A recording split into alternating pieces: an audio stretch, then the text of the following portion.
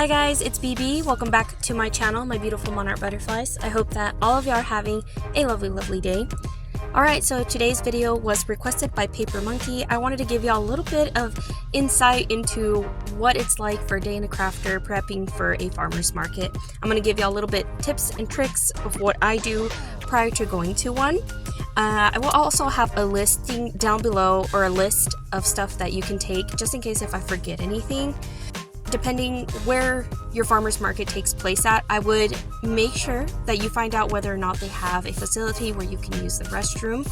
And if by any chance they don't, obviously you don't want to drink a lot of water, but also stay hydrated. Does that make sense? Like, don't overdo it. In terms of setting up my journals, I use crates. My daddy made me some crates, but you can also find some at Walmart, and or if you're lucky like me, and also I found some thrifting. But I also wanted to show you guys how I go about pricing my items, just in case if you are curious. You don't need anything too fancy, just a couple of punches and you're good to go. So I will be showing you guys that in just a little bit. Those crates are actually handmade by my daddy and he did such a wonderful job, so shout out to my dad. Here are the journals, and now we're going to jump into me showing you guys how to create your labels. I have this particular punch. You obviously don't need anything too fancy.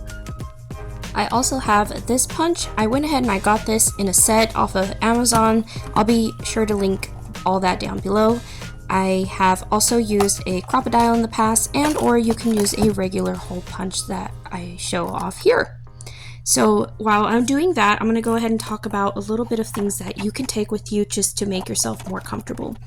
I personally take snacks. I'll take like a little bit of crackers with peanut butter or something, and or maybe like a honey bun, some chips. And personally, I also like to take sunscreen. I put on sunscreen before I leave the house just in case it gets a little too sunny, and you don't know how long you're going to be out there for, depending on when everybody around you starts to pick up.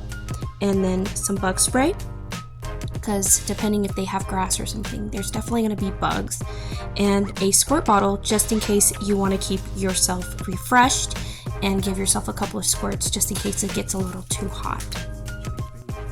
When it comes to your setup, you want to arrive at least 30 minutes in advance. I would say 25 at the latest, but that will help you establish your area, make sure that there are no droppings from other little animals and pets that have been around that area, and to avoid potholes as well. You definitely don't want your customers walking in and hurting their ankle or something. Also keep in mind that not all farmers markets are going to be the same. Sometimes people pay in advance to have a spot reserved. The one that I'm currently at does not have to have a spot reserved. It's first come, first serve. So that's always nice. When it comes to shopping for a table, I would definitely recommend to check out the camping area at Walmart. They are a lot cheaper and more affordable. Here you can see that I'm scrunching up the fabric for my table, and that's just so that the customer doesn't step on the fabric and or trip on it. You definitely don't want your customer's foot to step on the fabric and then it pull down all your merchandise. So here I'm just stocking up my crates. A great tip that one of my friends shared with me is to not label these as junk journals when you're going out to sell, because not everybody's going to understand that term. She had mentioned to label them as artistry journals. Here I am holding one of my own, and you'll see why. But before I get into that, I wanted to show you guys this cute little clip of this dog. It wanders around the farmer's market, and you can see that it crashes into this chair here. It's so cute. So here's a little bit of my setup. You can kind of see that I have my little typewriter music box there. It's a great conversation starter. It's like when your customers approach you, they can start talking about something that they see that they visually like. And you can see here, there is my sign. One of the reasons why I take one of my own journals is to give the customer something to look at so they can get a visual as far as how to use a junk journal. I will untie it for them if they do have closures. I don't package them. I don't pre-package any of that. You can see I have one of the little DIY clips that I created there. I just was showing it off, but I just thought it was really cute. Sorry about the footage, but it kind of gives them an idea of what and how to go about using it. I similarly kind of compare it to scrapbooking, but it's a little more free. So here I have placed one of the more affordable journals in the front. just so that they don't like come to the table and then see something that's priced over $60 or something and then scare away the customer. You want to have some affordable journals placed in the front so that, you know, while they kind of start getting an idea, a feel for it, then they can start gravitating towards something a little bit larger if they kind of start liking them. Also, your customers will absolutely enjoy flipping through them, and as they are flipping through them, I tell them that they can save tickets from concerts or bracelets from when they go riding rides, or saving little mementos, things like that, receipts. They will really appreciate that.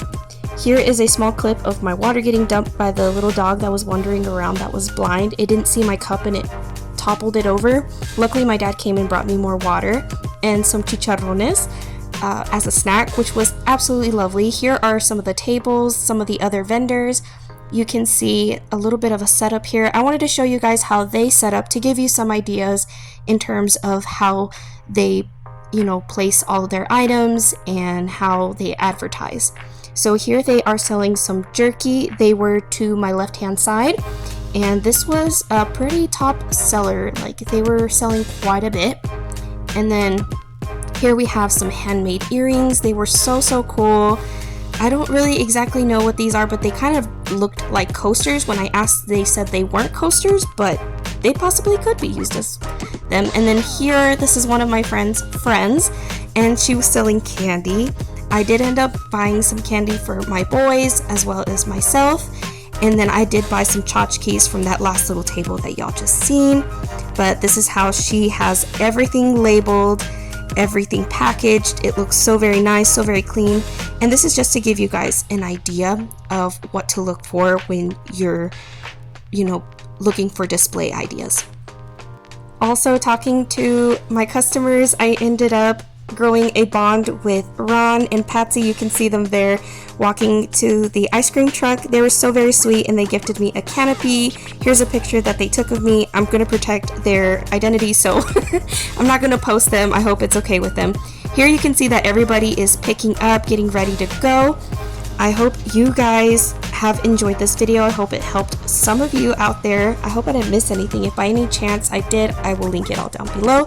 Here is my friend Yahida. She surprised me with a delicious drink from Starbucks that I ended up dropping, you guys. I dropped the whole drink whenever it came down to like putting away my items. I dropped it and I couldn't forgive myself. I was so upset with myself. Isn't she so cute? So here is the drink that she ordered, just in case you guys would like to try it. It's so delicious. So here's me putting away my items. Also, do y'all see that little fluffy textured faux fur placemat that y'all see there? I don't know. Little things like that. I noticed that when people would come to my table, they would touch it, like pet it. I don't know. It's just adding texture to your tables makes your table fun and enjoyable. It makes it cozy and makes your customer kind of feel like at home. When I was picking up my crates, I hadn't realized that I placed my drink right behind it, and I dumped the whole drink that my friend Yahida had gotten for me. I was so mad. Also, my friend Yahida was so very sweet, and she was offering to share her drink with me, but I told her it's okay. I'm gonna go ahead and get us a drink later.